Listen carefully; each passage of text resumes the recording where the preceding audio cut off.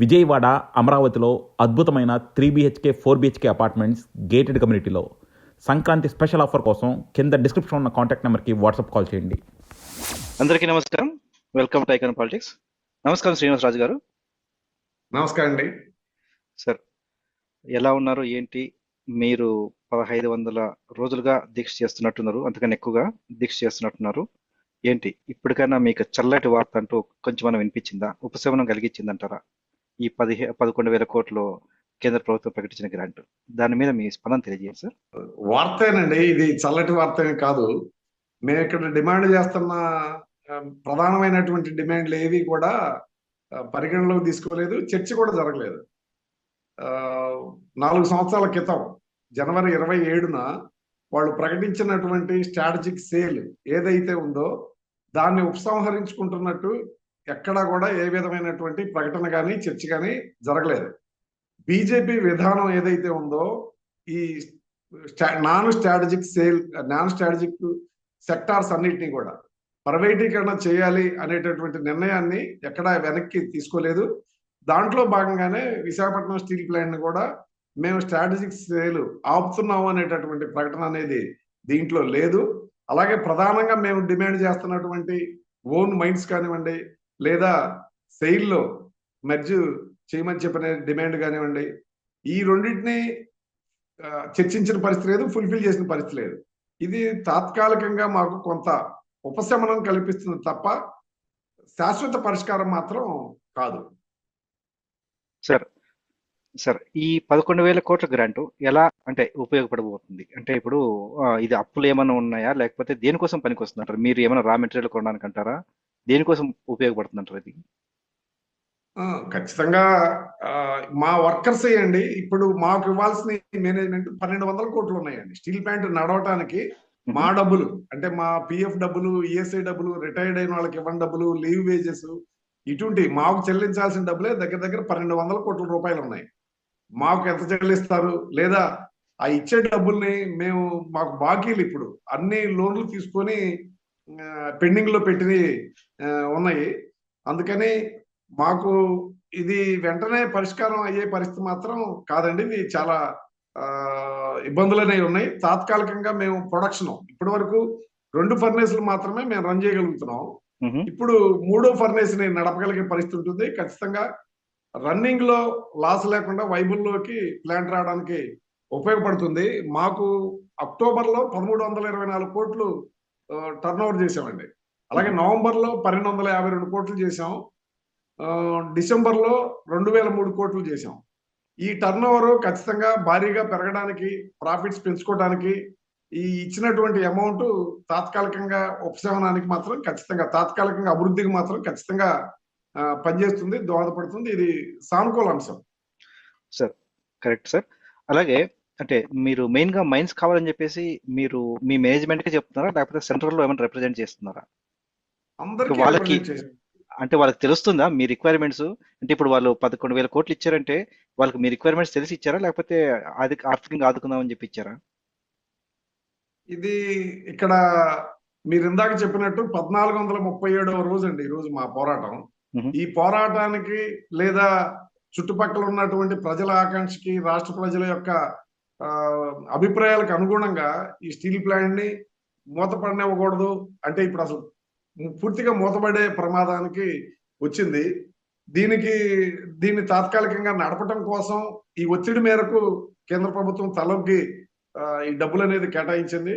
ఇది కూడా preferential shares గా మాకు ఆ ప్రిఫరెన్షియల్ షేర్స్ కి మేము 7% ఇంట్రెస్ట్ పే చేయాలని చెప్పని చెప్తా ఉన్నారు. ఇది బాండ్ల రూపేణా మేము కలెక్ట్ చేస్తామని చెప్పని, లేదా మార్కెట్ లో షేర్స్ రూపేణా కలెక్ట్ చేస్తామని చెప్పని, దానికి సంబంధించిన విధి విధానాలు ఇంకా బయటికి రాలేదు.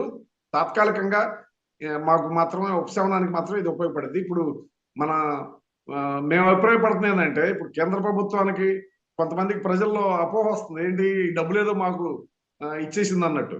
ఇప్పుడు రాష్ట్ర ప్రభుత్వం ఏపీ రాజధాని యాక్ట్ లో చట్టంలో ఉన్న దానికే 15,000 కోట్లు మేము ఇచ్చేసామని చెప్పని పెద్ద ప్రకటన వస్తే మీడియా అంతా కూడా ఇక రాష్ట్రం అంతా అభివృద్ధి అయిపోయిందని చెప్పని సంబరాలు చేసుకున్నాం. కానీ తర్వాత చూస్తే ఏమైంది, ఐడిబిఐ నుంచి బ్యాంకు రుణంగా అది ఇచ్చారు. ఇప్పుడు కూడా కొంతమంది సానుకూలంగా స్పందించడంలో తప్పేం లేదు. కానీ మ్మ్. ఏదో మొత్తం సమస్య అంతా శాశ్వతంగా పరిష్కారం అయిపోయింది, మనకేదో ఇచ్చేశారు డబ్బులు అని అనుకోవటం మాత్రం పొరపాటు అండి. ఇది లోనుగానే ఇచ్చారు. ఇది కూడా మేము భవిష్యత్తులో తీర్చేదే. గతంలో కూడా వాజ్పేయి గారు కూడా మాకు ఇదే పద్ధతిలో ప్రిఫరెన్షియల్ షేర్స్ గా ఇచ్చారు. మేము అనా పైసాతో సహా, ఇంట్రెస్ట్ తోటి సహా కూడా ఆ డబ్బులు కూడా మేమే చెల్లించిన పరిస్థితి అనేది ఉందండి. సార్, ఇప్పుడు ఈ ఇంతకు ముందు అంటే ఈ కేంద్ర ప్రభుత్వం ఇలా ఇంత భారీ స్థాయిలో ఆదుకునే చరిత్ర ఎప్పుడన్నా ఉందా? దాన్ని ఎప్పుడు అలా ఎలా ఉపయోగించగలిగారు అప్పట్లో? సేమ్ అండి. ఇదే టైంలో అంటే మేము స్టీల్ ప్లాంట్ 3.5 మిలియన్ టన్ నుంచి 7.3 మిలియన్ టన్స్ కి ఎక్స్పాండ్ చేసే టైంలో మ్మ్. మేము ఓన్ గా మాకున్న డబ్బులు కాక అదనంగా మేము అప్పులు చేసి ఆ, కట్టుకోవాల్సిన పరిస్థితి అనేది వచ్చింది స్టీల్ ప్లాంట్. అప్పుడు కట్టిన టైంలో వాజ్పేయి గారి టైంలో ఎర్రన్నాయుడు గారు, ముఖ్యంగా ఎర్రన్నాయుడు గారు మాకు చొరవ తీసుకొని ఆ సమయంలో మాకు ప్రిఫరెన్షియల్ షేర్స్ గా దగ్గర దగ్గర 3,000 కోట్ల రూపాయలు మాకు గతంలో కూడా అందించారండి. ఆ టైంలో మేము ఆ అమౌంట్ మొత్తాన్ని కూడా వినియోగించి స్టీల్ ప్లాంట్ ని నిలదొక్కోవడానికి లాభాల్లో తీసుకొచ్చి ఆ డబ్బులన్నింటినీ కూడా మళ్ళీ విత్ ఇంట్రెస్ట్ మొత్తం చెల్లించామండి. దీనికంటే పెద్ద సాయమే వాజ్పేయి గారి సమయంలో మాకు అందింది. సో ఇప్పుడు ఆల్మోస్ట్ అంటే అప్పట్లో 3,000 కోట్లు అంటే ఇప్పుడు 12,000 కోట్లకి ఆల్మోస్ట్ 11,500 కోట్లకి ఈక్వల్ అనుకోవచ్చు. ఇప్పుడు కూడా వాళ్ళ అబ్బాయి గారు మంత్రిగా ఉన్నారు అక్కడ నేషనల్ సెంట్రల్ గవర్నమెంట్ లో. సో ఇప్పుడు కూడా మంచిగా అంటే సద్వినియోగం చేసుకునేసి ప్రగతి బాటలో నడిపించగలుగుతారంటారా? ఖచ్చితంగా మేము ప్రయత్నం చేస్తామండి. అంటే దీంట్లో మాకు కీలకమైన సమస్య ఏంటంటే అండి, మ్హూ. మాకు మైన్స్ ఎక్స్పెండిచర్ చాలా ఎక్కువ ఉందండి. ఇప్పుడు మ్హూ. మేము మైన్స్ ఎక్స్పెండిచర్ కానీ మాకు యాక్చువల్ గా ఎన్ఎండిసి నుంచి మాకు ఇస్తామన్నటువంటి రా మెటీరియల్ సమయానికి మాకు అందించలేదు. అలాగే రైల్వే వాళ్ళ సహకారం కూడా కావాలి రా మెటీరియల్ ని మేము మైన్స్ నుంచి మాకు తెచ్చుకోవడానికి. ఎన్ఎండిసి నుంచి లేదా సెయిల్ వాళ్ళకి సొంత గనులు ఉన్నాయి. ఆ సెయిల్లో ఉన్నటువంటి మైన్స్ వాటిని కానీ మాకు సక్రమంగా సరసమైన ధరకి, అంటే మిగతా వాళ్ళ మార్కెట్ ధరకు కాకుండా మిగతా వాళ్ళు ఏదైతే ప్రొడక్షన్ కాస్ట్, ఇప్పుడు ఎన్ఎండిసి ఉందండి, ఎన్ఎండిసి ప్రభుత్వ రంగ సంస్థ, స్టీల్ మినిస్టర్ అండర్లోనే ఉంది. అది అసలు సిక్ యూనిట్ గా ఉన్నదాన్ని, దానికి major customer Vizag steel plant. వాళ్ళు మా మీద వ్యాపారం చేసి ఇప్పుడు వాళ్ళు లక్షల కోట్ల రూపాయలు నిధులు ఉన్న పరిస్థితి ఉంది. మన ఒక లాంగ్ టర్మ్ అగ్రిమెంట్ చేసుకొని సొంత గనులు ఇచ్చి దీన్ని కానీ సెటిల్ చేయగలిగితే ఖచ్చితంగా లాభాల బాటలో నడుపుతుంది. లాభాల బాటలో నడవటమే కాదు, ఖచ్చితంగా దీన్ని ఇప్పుడు 7.3 మిలియన్ టన్ నుంచి 20 మిలియన్ టన్స్ కూడా దీన్ని ఎక్స్పాండ్ ఓన్ గా చేసుకోగలిగినటువంటి టెక్నాలజీ ఉంది. ఒక రీసోర్సెస్ ఉన్నాయి, పక్కనే పోర్ట్ ఉంది. మాకు అన్ని రకాలుగా కూడా ప్రభుత్వం నుంచి అడ్డంకి పెట్టకుండా ఉంటే చాలండి, ఇబ్బందులు పెట్టకుండా. దీన్ని ఇప్పుడు ఈ పరిస్థితి రావడానికి కూడా కారణం ఏంటంటే అమ్మాలనే నిర్ణయం చేసిన తర్వాత అనేక ఆటంకాలు కల్పించి ఈ పరిస్థితికి వచ్చింది. లేకపోతే మమ్మల్ని వదిలేస్తే మీరు ఓన్గా చేసుకోండి, ఇబ్బంది పెట్టకుండా ఉంటే వాళ్ళు ఇచ్చిన సహకారం నామినల్ గా ఒప్పందం చేసుకున్న దానికి అనుగుణంగా రా మెటీరియల్ ఇవ్వటం కానీ ఇవన్నీ చేస్తే అసలు ఈ పరిస్థితే వచ్చి ఉండేది కాదండి. సార్, మోడీ గారు మూడోసారి ప్రైమ్ మినిస్టర్ అయ్యాక కుమారస్వామి గారు వచ్చారు మినిస్టర్గా, సెంట్రల్ మినిస్టర్గా. ఇక్కడికి వచ్చేసి సెయిల్లో విలీనం గురించి ప్రతిపాదించారు. అంటే మీ డిమాండ్ల గురించి దాని గురించి మాట్లాడారు. ఏంటి ఇప్పుడు ఈ ఆర్థిక సహాయం చేశారని చెప్పేసి దాని గురించి పక్కన పెట్టే అవకాశం ఉందా, లేకపోతే దాన్ని కంటిన్యూ చేసే అవకాశం ఉందా? దాని మీద ఉన్న అప్డేట్ ఏంటి ప్రజెంట్ అప్డేట్ అయితే ప్రైవేటీకరణకు సంబంధించి కేబినెట్ లో చేసిన నిర్ణయాన్ని వెనక్కి తీసుకుంటున్నట్టుగా ఎక్కడా కూడా ఈ రోజు వరకు బ్రాడ్కాస్ట్ మినిస్టర్ కానీ లేదా స్టీల్ మినిస్టర్ కానీ మీరు చెప్పినట్టు కింజారపు రామ్మోహన్ నాయుడు గారు కానివ్వండి, లేదా స్టీల్ మినిస్టర్ హెచ్డి కుమారస్వామి గారు కానివ్వండి, ఎవరు కూడా మేము ఏదైతే స్ట్రాటజిక్ సేల్ 100% చేయాలని నిర్ణయించామో దానిని మేము ఉపసంహరించుకుంటున్నాము అనేటటువంటి నిర్ణయం అయితే ఈ రోజు వరకు ఎక్కడా జరగలేదండి. ఆ థ్రెట్ అనేది మాకు ఖచ్చితంగా ఇప్పటికీ ఉంది. స్టీల్ ప్లాంట్ కి ఆ ప్రమాదం ఉంది. ఎందుకంటే విధానం మారకుండా, ప్రభుత్వ విధానం మారకుండా ఎలాగాగుతుంది? కేబినెట్ నిర్ణయాన్ని వెనక్కి తీసుకున్నట్టు కూడా చెప్పకుండా ఎలాగాగుతుంది? కాబట్టి ఇప్పటికీ ఆ ప్రమాదం అనేది కొనసాగుతానే ఉందండి. సో మీ తరపున రెగ్యులర్ గా అంటే మినిస్టర్తో కానీ లేదంటే పై అథారిటీస్తో కానీ రెగ్యులర్ గా మీ వాణి వినిపించడానికి లేదంటే దీని మీద లాబింగ్ చేయడానికి ప్రయత్నాలు జరుగుతున్నాయంటారా? అవునండి, తప్పకుండా. మేము ఇక్కడున్న స్థానిక ఎంపీ గారితో కానివ్వండి, ఎమ్మెల్యే గారితో కానివ్వండి, స్వయంగా సిపిఎం పార్టీ శివదాస్ అన్న ఎంపీ గారి సహకారం తీసుకొని స్టీల్ మినిస్టర్ని కలిసాం, స్టీల్ సెక్రటరీని కలిసాం. నిరంతరం ఇక్కడ ఉన్నటువంటి పోరాట కమిటీ, స్టీల్ ప్లాంట్ పరిరక్షణ పోరాట కమిటీ ఏదైతే ఉందో, ఈ పోరాట కమిటీగా రెగ్యులర్ గా మేము రిప్రజెంట్ చేస్తూ ఉన్నాం. ఇక్కడ ఉన్న పరిస్థితిని చెప్తా ఉన్నాం. వాళ్ళు ఇక్కడికి వచ్చినప్పుడు కూడా ఒక్కోసారి మా అభిప్రాయాలు తీసుకుంటా ఉన్నారు, ఒక్కోసారి అయితే తీసుకోవట్లేదు. ఇది అంటే మా ప్రయత్నం అయితే మేము సిన్సియర్ గా అందరి దృష్టికి తీసుకెళ్లేదానికి సీరియస్ గానే మేము ప్రయత్నం చేస్తూ ఉన్నామండి. సో మీ రిక్వైర్మెంట్ ఏంటి అంటే, ప్రస్తుతం మీ రిక్వైర్మెంట్ ఏంటంటే మీకు గనులు కేటాయించాలి అన్నది మీ రిక్వైర్మెంట్. కానీ కేంద్ర ప్రభుత్వం ఏమో మీకు ఆర్థికంగా వెసులుబాటు ఇచ్చింది. సో రెండు అంటే అంటే కొంచెం విన్ విన్ సిచ్యువేషన్ గా ఉంది. పూర్తిగా కాదు అంటే పాము చావలేదు కర్ర విరగలేదు అన్నట్టుగా ఉంది. ఏంటి దీనికి ఎలా ఎండ్ కాబోతుంది దీని సంగతి? పాము చావపడటం, కర్రెరకపోవటం కాదండి. దీంట్లో స్పష్టం కీలకమైన ఏదైతే స్ట్రాటజిక్ సేల్ ఉందో దాన్ని ఆపుతున్నాం అనేది ప్రకటన చేస్తే మిగతా అన్ని కొంచెం వెనక ముందు కొద్దిగా అటు ఇటుగా మేము పరిష్కారం చేయగలం. కానీ అసలు కీలకమైనటువంటి నిర్ణయాన్ని చర్చించకుండా ఇదేదో ఇప్పుడు అట్ల పెనం మీద నీళ్లు పోస్తే ఏమవుతుందంటే కాసేపటికి అన్ని ఆవిరైపోతాయి. ఇప్పుడు మా పరిస్థితి అదే. సొంతగా ఇవ్వకుండా మాకు భారం తగ్గకపోతే మీరు ఎంత నిధులు ఇచ్చినా కానీ ఆ నిధులు పర్పస్ సర్వ్ అవ్వదు. మళ్ళీ దీన్ని ఏం చేస్తారు కొద్ది రోజులు పోయిన తర్వాత? ఇప్పటికే చంద్రబాబు నాయుడు గారు మాట్లాడుతూ ఉన్నారు, మీరు బాధ్యతగా ఉండాలి, బాధ్యతగా ఉండాలి, బాధ్యతగా లేరు, ఇంకా బాధ్యతగా ఉత్పత్తి చేయాలని. మేము 100% ఉత్పత్తి చేయడానికి మేము సిద్ధంగా ఉన్నాం, లాభాల బాట పట్టించడానికి సిద్ధంగా ఉన్నాం. దానికి కావాల్సిన సహకారాన్ని అందించాలి. ఇప్పుడు ఈ డబ్బులు ఇచ్చి ఇవన్నీ అయిపోయినాయి అని చెప్పని మళ్ళీ మేము డబ్బులు ఇచ్చినా ఎన్నిసార్లు ఆర్థికంగా సహకరిస్తారు అని చెప్పనే మాట చాలా సార్లు మాట్లాడుతూ ఉన్నారు చంద్రబాబు నాయుడు గారి నుండి, లేకపోతే కేంద్ర ప్రభుత్వం ప్రతినిధులు కానీ మాట్లాడుతూ ఉన్నారు. కానీ అది ఆ నిర్ణయం వెనక్కెళ్లకుండా ఈ డబ్బులు ఇచ్చిన దాన్ని మళ్ళీ ఈ డబ్బులు ఇప్పుడు ఉన్నటువంటి కండిషన్ లో మేము చేయలేని పరిస్థితి కానీ వస్తే ఈ నెపం కార్మికుల మీద నెట్టవచ్చు. అప్పుడు ఏదో సామెత ఉంది కదండి, ఒక కుక్కను చంపాలంటే పిచ్చి కుక్కని చెప్పి చంపేదానికి ఎలాగైతే ప్రయత్నం చేస్తారో, స్టీల్ ప్లాంట్ నష్టాల్లోకి నెట్టింది వాళ్ళే. ఈ నెట్టిన దాన్ని ఇంకా కొనసాగించి ఇలాగే డబ్బులు ఇస్తూ కొనసాగించి మళ్ళీ వీళ్ళకి ఎంత డబ్బులు ఇచ్చినా ఇది రివైవ్ అవ్వట్లేదు అని చెప్పని పబ్లిక్ లో ఒక తప్పుదారి పట్టించడానికి ఈ ప్రయత్నం మీడియా ద్వారా చేయడం కోసం ప్రయత్నం చేయొచ్చు. ఇప్పుడు గతంలో కూడా ఒకసారి 2 రోజులు అయితే పూర్తి హైప్ అయిపోయింది, సెయిల్లో స్టీల్ ప్లాంట్ ని మెర్జీ చేశారు అని చెప్పని హైప్ వచ్చింది. అందుకని ఇట్లా ఇది సమస్యకి పరిష్కార మార్గం మాత్రం కాదనేది మా అంచనా అండి. సార్, అంటే కొత్తగా ఇంకొక స్టీల్ ప్లాంట్ రాబోతుంది అనకాపల్లి దగ్గర అనేసి. సో మీకేమైనా కాంపిటీషన్ అవబోతుంది అంటారా, లేదంటే అలా ఉన్నా కూడా ఇబ్బంది ఏం లేదు, మీకు జస్ట్ గన్లు వస్తే చాలు, మీ తరహాలో మీరు డెవలప్ అవుతుంటారని అనుకోవచ్చా? లేదండి, ఖచ్చితంగా ఆ స్టీల్ ప్లాంట్ వస్తుంది. దానికి చాలా రాయితీలు ప్రకటించారు. ఓన్ మైన్స్ వాళ్ళకి ఇవ్వమని చెప్పని కోరారు.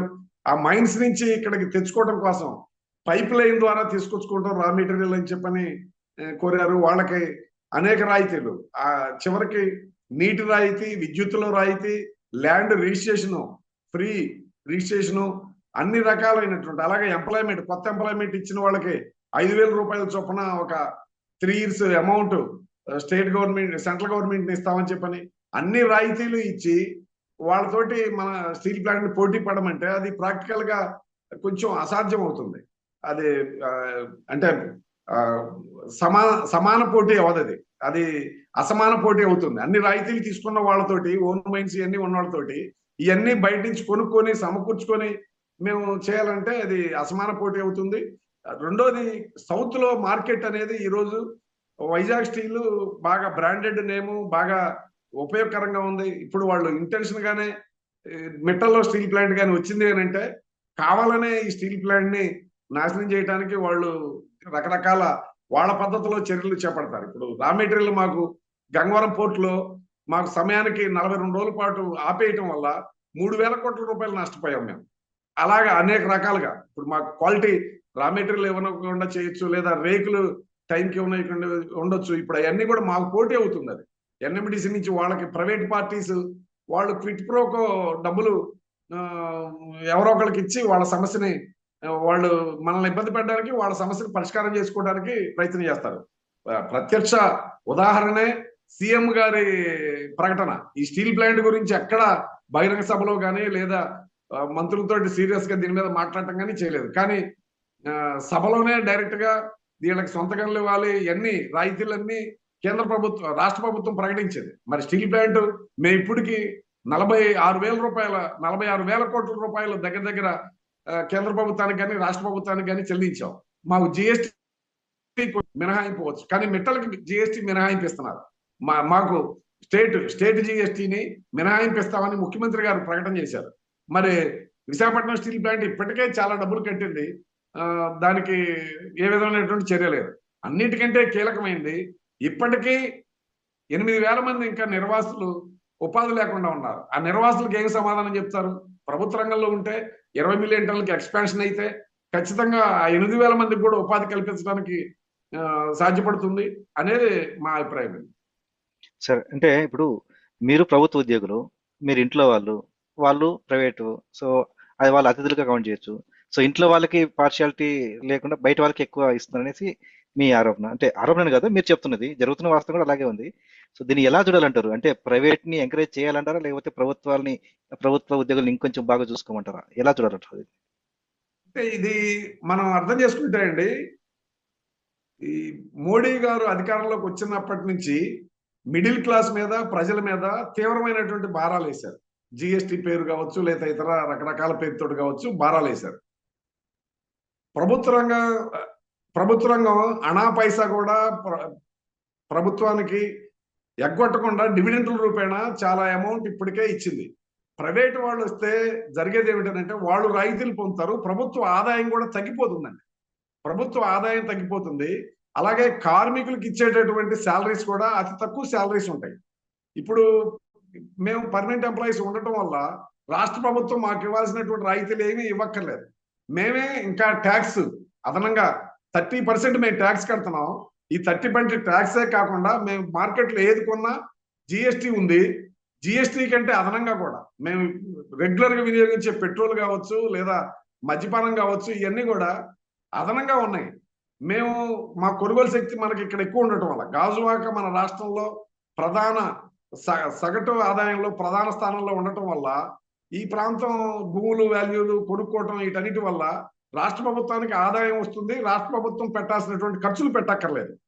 కానీ ఇప్పుడు ఏమవుతుంది, దీనివల్ల ప్రైవేటు వాళ్ళు కానీ వస్తే ఖచ్చితంగా వాళ్ళు ఏమి ఇన్ఫ్రాస్ట్రక్చర్ ఉండదు. ఒక హాస్పిటల్ కానీ, ఒక స్కూల్స్ కానీ, ఒక క్వార్టర్స్ కానీ, సరైన జీతాలు కానీ ఇవన్నీ ఏమీ ఉండవు. ఏమీ అభివృద్ధి కూడా కాదు. ఇప్పుడు గంగవరం పోర్టు మేము ప్రత్యక్షంగా చూస్తున్నాం. వాళ్ళకి శాలరీలు ఇప్పుడు ఆదాయం రోజుకు 1,600 కోట్లు. కానీ అక్కడ పనిచేస్తున్నటువంటి కార్మికుడికి మహిళలకి 275 రూపాయలు, పురుషులకి 350 రూపాయలు. చూడండి ఎంత అసమానత ఉందో. మార్కెట్ కూడా అభివృద్ధి అవ్వదు. మార్కెట్ చాలా అతలాకుతలం అవుతుంది. ఇప్పటికే మనం చూస్తా ఉన్నాం కొనుగోలు శక్తి ప్రజలది పడిపోతున్న పరిస్థితి అనేది స్పష్టంగా అనేక సర్వేలు, అనేక వివరాలు ఇవన్నీ కూడా తెలియజేస్తున్నారు. అది ఇంకా తీవ్రంగా ప్రభావం పడుతుంది. ఈ ఒక అభివృద్ధికే ఇది ఆటంకంగా ఉంటుంది. ప్రైవేటు పరిశ్రమల వల్ల అభివృద్ధి అనేది జరగదు. సార్, ప్రస్తుతం మీరు 2 ఫర్నేసులు రన్ చేస్తున్నా అంటున్నారు. ఇంకో ఫర్నేసు కూడా ఇప్పుడు ఓపెన్ చేయడానికి సరిపోతుంది అంటున్నారు ఈ అమౌంట్ వల్ల. అంటే మీరు రా మెటీరియల్ తెచ్చుకుంటారా, లేకపోతే మీరు ఏమైనా ప్లాంట్ ని ఎక్స్ట్రాగా డెవలప్ చేద్దాం అనుకుంటున్నారా? ఏంటిది? లేదండి, మేము ఇప్పుడే ఎక్స్పాన్షన్కి వెళ్ళగలిగే పరిస్థితి లేదు. మాకు కావాల్సింది ఇప్పుడు మనకి 3rd ఫర్నేస్ ని రన్ చేసుకోగలగాలి. ఇప్పుడు ఇంకా చాలా డెప్స్ ఉన్నాయి, మాకు అప్పులు చాలా ఉన్నాయి. ఆ అప్పులన్నీ బ్యాలెన్స్ గా పూర్తిగా ఎక్విప్మెంట్ కండిషన్ కూడా డ్యామేజ్ అయి ఉంది. ఎక్విప్మెంట్ కండిషన్ స్పేర్స్ లేక అనేక చోట మేము క్యాపిటల్ రిపేర్స్, రీవ్యాంపింగ్ ఇవన్నీ చేసుకోవాల్సిన అవసరం ఉంది. ఎప్పటికప్పుడు అప్డేట్ కూడా చేసుకోవాలి టెక్నాలజీని. వాటన్నిటి మీద మేము ఖచ్చితంగా శ్రద్ధ పెడతాం. ఇక్కడ కెపాసిటీ ఉంది. కాకపోతే పైనుంచి మేము ఇక్కడ లోకల్ ప్లాన్లు కాకుండా పైనుంచి రుద్దితే ఇది చేయండి అది చేయండి అని పైనుంచి రుద్దితే మాత్రం స్థానికంగా ఉన్న సిచ్యువేషన్స్, స్థానికంగా ఉన్న పరిస్థితులు అనుగుణంగా మనం ఇక్కడ ఉన్న పరిస్థితికి అనుగుణంగా నిర్ణయం చేయాలి. కానీ ప్రభుత్వం అటువంటి నిర్ణయాలు చేయట్లేదు. కొన్ని ఆటంకాలు కూడా పెడుతుంది.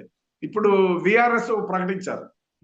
విఆర్ఎస్ స్కీమ్ వల్ల ఇప్పటికే మ్యాన్ పవర్ సరిపోక చాలా ఇబ్బందులు పడుతున్నాం. మాకు అంతకుముందు లీవ్కి ఇబ్బంది ఉంది. ఎవరన్నా లీవ్లో వెళ్తే ఎక్విప్మెంట్ పూర్తిగా నడపడానికి ఇబ్బంది పడుతుంది.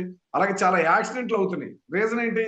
ఎక్విప్మెంట్ ని ఎప్పుడు కూడా కండిషన్ లో ఉంచుకోవాలి, నీట్ గా ఉంచుకోవాలి, సేఫ్టీ పాటించాలి. ఇప్పుడు ప్రభుత్వం చేసిన నిర్ణయం ఏంటి? కాంట్రాక్ట్ కార్మికులు 4,000 మందిని మేము తొలగిస్తామన్నారు. ఉన్న మ్యాన్ పవరే సరిపోవట్లేదు. కారణం ఏమిటంటే గత 4-5 సంవత్సరాల నుంచి చాలా మంది రిటైర్డ్ అయిపోయారు. ఏజ్ 60 ఇయర్స్ దాటిపోయి రిటైర్డ్ అయిపోయారు. వాళ్ళ స్థానంలో కొత్త వాళ్ళని రిక్రూట్మెంట్ చేయట్లేదు. మాకు పెద్ద ఛాలెంజ్ ఇప్పుడు ఉన్న మ్యాన్ పవర్ ని నిలబెట్టుకోవడం ఎలాగా? ఉన్న మ్యాన్ పవర్ ఉంటేనే ఈ ప్లాంట్ ని నడపడం కష్టంగా ఉంది. ఈ మ్యాన్ పవర్ ని తగ్గిస్తే ఇంకా ప్లాంట్ నడపడం అనేది సాధ్యపడదు. దీన్ని ప్రభుత్వానికి మేము ఎంత విన్నవించుకుంటున్నా వాళ్ళు దీన్ని అంగీకరించట్లేదు. ఇప్పుడు ప్రైవేట్ వాళ్ళకి మనకి పోలుస్తున్నారు. పోల్చినా కూడా మేము కాంపిటేటివ్ గా ఉన్నాం. కారణం ఏంటంటే ప్రైవేట్ వాళ్ళు ఫెయిర్ గా లెక్కలు చూపెట్టరు. ఎంతమంది వర్కర్స్ ఉన్నారు, ఎంతమంది పిఎఫ్ కడుతున్నాం, ఇవన్నీ కూడా వాళ్ళు ఫెయిర్ గా చూపెట్టరు. అన్ని ఆఫ్ ది రికార్డు నడుస్తూ ఉంటాయి. మనం ఇక్కడ ఫెయిర్ గా అన్ని రకాలుగా ఇది ప్రభుత్వ రంగ పరిశ్రమ కాబట్టి బాధ్యతగా అన్ని కల్పిస్తూ ఉండటం వల్ల మా నంబరు యాక్చువల్ నంబరు షో అవుతుంది. కానీ ప్రైవేట్ వాళ్ళకి వచ్చేసరికి యాక్చువల్ నంబరు షో అవ్వదు. యాక్చువల్ నంబరు చాలా తక్కువ. యాక్చువల్గా ఉండే నంబర్ ఎక్కువ ఉంటుంది.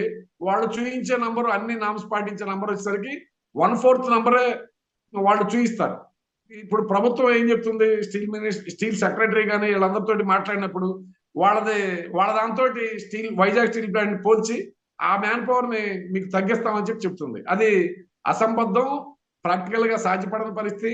దీన్ని మేము ప్రభుత్వం దృష్టికి, యాజమాన్యం దృష్టికి ఎన్నిసార్లు తీసుకెళ్ళినా కానీ ఎవరు దీన్ని ఆన్సర్ చేసే పరిస్థితి లేదు. ప్రతి వాళ్ళు సింపుల్ గా ఒకటే చెప్తున్నారు, మా చేతుల్లో లేదు. సిఎండి వరకు మా కింద డైరెక్టర్స్ కానీ, ఈడీలు కానీ, సీజీఎంలు కానీ, జిఎంలు కానీ అందరూ చెప్పేది ఏమిటంటే మాకు పైనుంచి మేము చెప్పలేకపోతున్నాం, మీరే చెప్పండి అని చెప్పని మాకు కూడా అనేక సార్లు చెప్తా ఉన్నారు. వాళ్ళు చెప్పినా కూడా వినే పరిస్థితి లేదు. ఇది ఏకపక్షంగా ఒక ప్రభుత్వం వెళ్తున్న పరిస్థితి ఉంది. ఇలా వెళ్తే మాత్రం ఈ ఇచ్చిన దీన్ని రివైవ్ కావటం అనేది చాలా కష్టంతో కూడుకున్న పని అవుతుంది. సో ప్రస్తుతానికి అంటే ఈ గనులు అంటే ఇప్పుడు మీరు ఇచ్చే డబ్బులతో మీరేమైనా సొంతంగా గనులు అంటే లీజు తీసుకునే అవకాశం ఏమైనా కుదురుతుందంటారా? అంటే ఇప్పుడు కేంద్ర ప్రభుత్వం ఒక యాక్ట్ మార్చిందండి. గనుల సిస్టమ్ ని కూడా మార్చింది. వాళ్ళు అనుకున్న వాళ్ళకే ఏదైనా చేయొచ్చు. ఇప్పుడు లేటెస్ట్ గానే ఒక స్టీల్ ప్లాంట్ కి అండర్ లో ఉన్నటువంటి స్టీల్ ప్లాంట్ మైన్స్ ని ఒక కొత్త పద్ధతి తీసుకొచ్చి ఆ పద్ధతిలో ఆదానికి కేటాయించారు. అంటే ఆదానికి ఒక స్టీల్ ప్లాంట్ లేదు, ఆదానికి ఈ మైనింగ్ లో అనుభవం లేదు. కానీ అనుభవంతో ఇక్కడ పనిచేస్తూ నడుపుతూ ఆల్రెడీ లైవ్ లో ఉన్నటువంటి మైన్స్ ని, సేల్కి ఉన్న వాటిని క్యాన్సిల్ చేసి అదే మైన్స్ ని తీసుకెళ్లి ప్రైవేట్ వాళ్ళకి ఆదానికి అప్పచెప్పిన పరిస్థితి అనేది ఉంది. By force. ఇప్పుడు ఒరిస్సాలో డబుల్ ఇంజన్ సర్కార్. ఆ డబుల్ ఇంజన్ అంతకుముందు గతంలో ఎప్పుడు పోరాటాలను అణిచివేసిన పరిస్థితి లేదు. కానీ అక్కడ స్థానికంగా ఉన్న వాళ్ళు ఈ ప్రైవేట్ ఆదానికి ఇవ్వడానికి వ్యతిరేకించారని చెప్పని వాళ్ళందరినీ తీసుకెళ్లి జైళ్లలో కుక్కటం, లేకపోతే వెహికల్స్ లో ఎక్కించి 40-50 కిలోమీటర్ల దూరం అడవుల్లో వదిలిపెట్టడం, ఇటువంటి దుర్మార్గపు చర్యలన్నిటికీ పాల్పడి మైనింగ్ పాలసీ అనేది ప్రభుత్వం ప్రైవేట్ వాళ్ళకి సహకరించేటట్టుగా ఉంది, కానీ ప్రభుత్వ రంగానికి సహకరించేటట్టుగా లేదు. ఆల్రెడీ మాకు ఓఎండిసి ద్వారా ఒక మైన్ కేటాయించబడి ఉంది. దానికి ఇంకా కొన్ని అనుమతులు రావాల్సి ఉంది. దాన్ని మేము ప్రయత్నం చేస్తా ఉన్నాం. అలాగే సెయిల్ నుంచి కూడా మాకు కొంత అంటే ప్రొడక్షన్ ఎంత, మైనింగ్ కాస్ట్ ఎంత అవుతుందో ఆ కాస్ట్కి కానీ మాకు వచ్చేటట్టుగా మేము లాంగ్ టర్మ్ అగ్రిమెంట్ పెట్టుకోవడం కానీ ఎన్ఎండిసి తోటి ప్రభుత్వం కూడా సహకరించాలి. ఆ ప్రభుత్వం కూడా సహకరిస్తే మీరు చెప్పినట్టు ఒక మైనింగ్ ని ఒక తాత్కాలికంగా కొద్ది రోజుల పాటు సమస్య ఉత్పన్నం కాకుండా సక్రమంగా రా మెటీరియల్ అందేటట్టు ఏర్పాటు చేసుకోవడంతో పాటు శాశ్వత పరిష్కారానికి ప్రయత్నం చేయాలి. శాశ్వత పరిష్కారం మాత్రం ఖచ్చితంగా సొంత గనులు కేటాయించడమే. మేము చాలా అప్లికేషన్లు దగ్గర 43 అప్లికేషన్లు పెట్టి ఉన్నామండి ప్రభుత్వాలకి. కానీ అలాగే కోర్టు కూడా మన హైకోర్టు డైరెక్షన్ ఇచ్చింది. విశాఖపట్నం స్టీల్ ప్లాంట్ కి మీరు మైన్స్ కేటాయించండి అని చెప్పని కేంద్ర ప్రభుత్వానికి, రాష్ట్ర ప్రభుత్వానికి డైరెక్షన్ ఇచ్చింది. అప్పుడే భయవరం, తెలంగాణలో ఉన్నటువంటి భయవరం మైన్స్ ని మనకు కేటాయించారు. ఆ కేటాయించిన వాటిని కూడా తర్వాత రద్దు చేసిన పరిస్థితి అనేది వచ్చింది. ఇది ప్రభుత్వం సహకారం ఉంటే సాధ్యపడుతుంది, లేకపోతే మార్కెట్ ప్రైస్ అనేసరికి మార్కెట్ లో ప్రైవేట్ వాళ్ళంతా మ్యానిపులేషన్ చేస్తారు కాబట్టి వాళ్ళతోటి పోటీ పడడం అనేది కొంచెం కష్టంగా ఉంటుంది. చూద్దాం సార్. మరి అంటే ఇప్పుడు మీరు 1450 రోజులుగా సుమారుగా మీరు చేస్తున్నారు ధర్నాలు, అంటే నిరాహార దీక్షలు కానీ లేదా ధర్నాలు కానీ పోరాటం చేస్తున్నారు. అంటే మీ వర్క్ అవర్స్ ఎలా ఉంటాయి? అంటే దీనివల్ల ఏమైనా మీ వర్క్ అవర్స్ ఏమైనా దెబ్బతినే అవకాశం ఉందంటారా? అసలు అంటే పోరాటం చేసేవాళ్ళంతా అండి డ్యూటీలు అయిపోయిన తర్వాత 8 అవర్స్ డ్యూటీ, మిగతా 8 అవర్స్ లో రెస్ట్ తీసుకోవాలి. 8 అవర్స్ ఇతర కుటుంబంతో గడపాల్సిన సమయం లేదా సామాజిక అవసరాలు ఇటువంటి వాటన్నిటికీ 8 అవర్స్ వినియోగిస్తారు. 8 అవర్స్ తన సొంతానికి వినియోగించుకోవాల్సినటువంటిది ఏదైతే ఉందో ఆ సమయాన్ని మేము రెస్ట్ తగ్గించుకొని లేదా మా సొంత కుటుంబ అవసరాలకి తగ్గించుకొని కుటుంబాలకు దూరం అవుతూ ఈ పోరాట క్రమంలో కూడా రికార్డు స్థాయి ఉత్పత్తులు చేశాం మేము, రికార్డులు అయినాయి. కాబట్టి ఖచ్చితంగా పోరాటమే. అలాగే స్టీల్ ప్లాంట్ ఉత్పత్తికి సంబంధించిన దాంట్లో అటువంటి ఉత్పత్తిని కూడా చేసే దాంట్లో ఎక్కడ వెనకాడే ప్రసక్తి లేదు. ఉత్పత్తిని కూడా రికార్డు స్థాయిలో ఉత్పత్తులు మేము ఖచ్చితంగా చేసి చూపిస్తాం. దాంట్లో దానికి ఏ విధమైనటువంటి ఇబ్బంది అనేది కలగదండి. సరే, ప్రస్తుతానికి మీ అంటే మీ డిమాండ్ ఎలా ఉంది? మీకున్న ఆర్డర్స్ ఎలా ఉన్నాయి? మీరు ఎంత మాత్రం డెలివరీ చేస్తున్నారు? ఏ పొజిషన్ లో ఉన్నారు అక్కడ? కొంచెం దెబ్బతిందండి. మధ్యలో మాది ప్రొడక్షన్ తీగిపోవడం వల్ల ఈ మార్కెట్ అనేది ఇతరులు ఆక్యుపై చేశారు. ఇప్పుడు మళ్ళీ మేము రివైవ్ అయ్యి వాటన్నిటిని మళ్ళీ మేము క్యాప్చర్ అనేది చేస్తా ఉన్నాం. సౌత్ ఇండియా వరకు స్టీల్ మనం ఇక్కడ ఉత్పత్తి చేయడం వల్ల సౌత్ ఇండియా వరకు బాగా అందుబాటులో ఉంటుందండి. సౌత్ ఇండియాలో ఉన్న ఏకైక పెద్ద స్టీల్ ప్లాంట్ ఇది మాకు సౌత్ ఇండియన్ మార్కెట్ ఇప్పటి వరకు ఉంది. స్టీల్ కి ఒక బ్రాండ్ ఇమేజ్ ఉంది. వైజాగ్ స్టీల్ అంటే క్వాలిటీ ఉంటుందనేటటువంటి బ్రాండ్ ఇమేజ్ ఉంది. మేము ఆ విధంగానే ఒక క్వాలిటీని కూడా మేము మెయింటైన్ చేస్తా ఉన్నాం. ఇంకొకటి దుర్మార్గం ఒకటి చెప్పాలి మీకు. ఒక థర్డ్ పార్టీ ఏజెన్సీ సర్టిఫై చేస్తుందండి ప్రొడక్షన్. వాళ్ళు ఫెర్రస్ కంటెంట్ ఎంత ఉండాలి, క్వాలిటీ ఎంత ఉండాలి, దానికి సంబంధించిన ప్రాసెస్ స్టార్ట్ అయిన కాడి నుంచి ఎండింగ్ వరకు దాన్ని మానిటర్ చేసి సర్టిఫై చేస్తుంది. ఏజెన్సీలు ఉన్నాయి, ఇట్లా వరల్డ్ వైడ్ ఏజెన్సీలు. ఎక్స్పోర్ట్ చేయడానికి ఇది మ్యాండేటరీ. మేము దాన్ని అడాప్ట్ చేసుకున్నాం. ఇప్పుడు ఏకపక్షంగా ప్రభుత్వ ఒత్తిడి మేరకు దాన్ని కూడా రద్దు చేశారు. ఒక 140 మంది స్టాఫ్ ఉంటారండి. క్వాలిటీ ఎష్యూర్ చేయడానికి, క్వాలిటీ మానిటర్ చేయడానికి, చేసిన క్వాలిటీని ఎవరి ఆర్డర్ ప్రకారం వాళ్ళకి వెళ్ళేటట్టుగా మెయింటైన్ చేయడానికి కోసం 140 మంది ఉంటారు. ఆ ఏజెన్సీని కూడా రద్దు చేశారు. ఇది కూడా చాలా దుర్మార్గం, కీలకమైనది. మార్కెట్ లో ఆ రిప్యుటేషన్ మాకు ఉండడానికి కారణం ఏంటంటే ఈ పద్ధతిలో మేము ఒక సిస్టమాటిక్ మానిటర్ చేయడం వల్ల మాకు మార్కెట్ ఇమేజ్ అనేది ఉంది. వాళ్ళకి కావాల్సిన క్వాలిటీని కూడా మేము చక్కగా అందించగలుగుతున్నాం. ఇప్పుడు ఈ ఏజెన్సీ లేకపోవడం వల్ల దాన్ని ఆ క్వాలిటీ అష్యూరెన్స్ లో కూడా కొంత దెబ్బతింటుంది. ఇది కూడా మాకు మార్కెట్ దెబ్బతింటానికి ఒక కారణంగా ఉంది ఇది.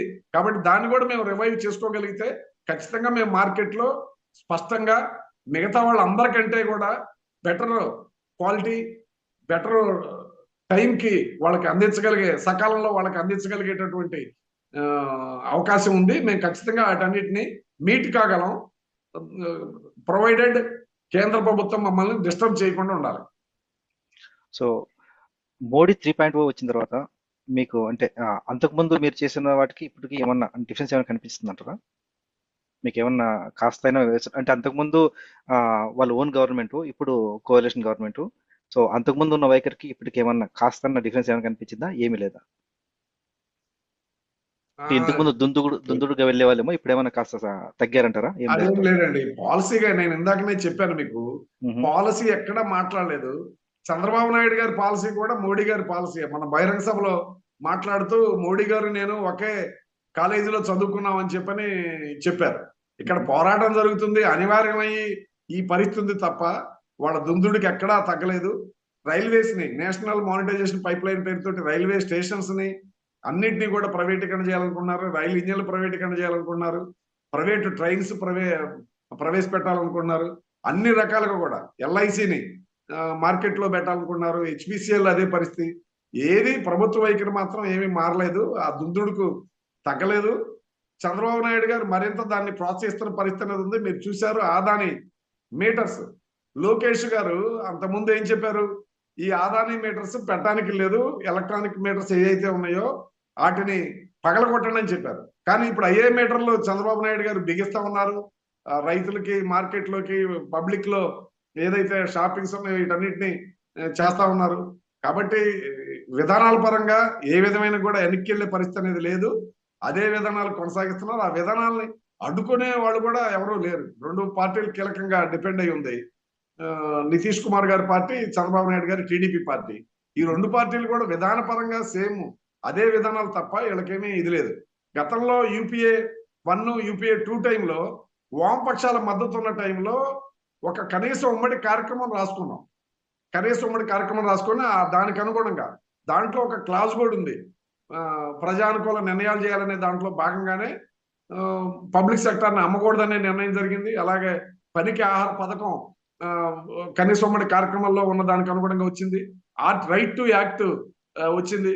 కానీ ఇప్పుడు ఏమొచ్చినాయి చెప్పండి? మన వాడు అంగీకరించినయే తిరుపతి వెంకటేశ్వర స్వామి సాక్షిగా చెప్పిన మీకు అమరావతికి మేము సాయం చేస్తామని చెప్పన్నా, లేదా రాష్ట్ర అభివృద్ధికి చేస్తామన్నా ఏం చేశారు? ఏమీ చేసిన పరిస్థితి అనేది లేదు. కేంద్ర ప్రభుత్వం చాలా దుర్మార్గం ఉంది. బ్లాక్ మెయిల్ రాజకీయాలు చేస్తుంది. ఇప్పుడు చూడండి మన రాష్ట్రంలో ఇప్పటికీ జగన్మోహన్ రెడ్డి గారు నోరెత్తరు, ఈయన నోరెత్తరు. ఇద్దరు కలిపి ఏదైతే ఆదాని కుంభకోణం బయటపడిందో యాక్చువల్గా రోజు తిట్టుకుంటున్న వీళ్ళిద్దరూ చంద్రబాబు నాయుడు గారు వెంటనే జగన్మోహన్ రెడ్డి గారు తీసుకెళ్లి లోపలేసేయాలి. కానీ ఎందుకు చేయట్లేదు? ఈయన చేశారనుకోండి ఆదానిని కూడా లోపల పెట్టాలి. మరి ఆదాని గారిని కానీ లోపల పెడితే మోడీ గారికి కోపం వస్తుంది.